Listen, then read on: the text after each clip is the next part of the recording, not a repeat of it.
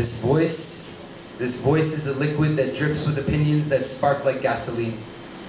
It forms like the puddles whose ripples reflect the faces of anyone standing over them, but sometimes I speak like a dog marking its territory. Or I'm just hinting at the beginning of a never-ending story. In these lives, we all want a little glory. We all want to save somebody else's life, but for me, it's like I can't even see to save myself. And when I speak, I spit, and I get carried away with the details to the point where the point gets lost, like money to the cost of the things I don't even need. As if all I ever wanted was to bleed, because I've been screaming whispers from across this room, and you still can't hear me. And I'm drowning in my own inspection, still wondering how I forgot to swim. I thought it was like riding a bike. But just minding my own business, it's like I've taken this too far, and it's like I'm only making sense now when I'm talking to myself. I am that tree that falls in the forest. And the rest of this will get left open to interpretation, like we're making estimations for the level of perspiration it might take to change the tone of my t-shirt that's clinging to my body language like it were dying to say something. We're no different than the liquid we sweat.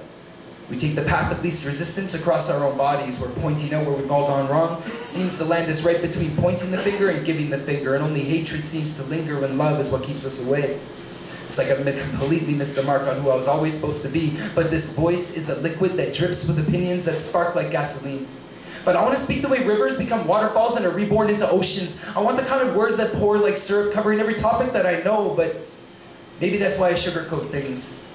So rather than finding the right words, I think I might find something to say, because there are times when I feel so old, it's like every time I blink, days go by, and these eyes have already started giving me away. They're squinting just to see a little better, where it's like this life just wants to hurt us and remind us that we're organic, and after all the things that can naturally go wrong with these bodies, look at us.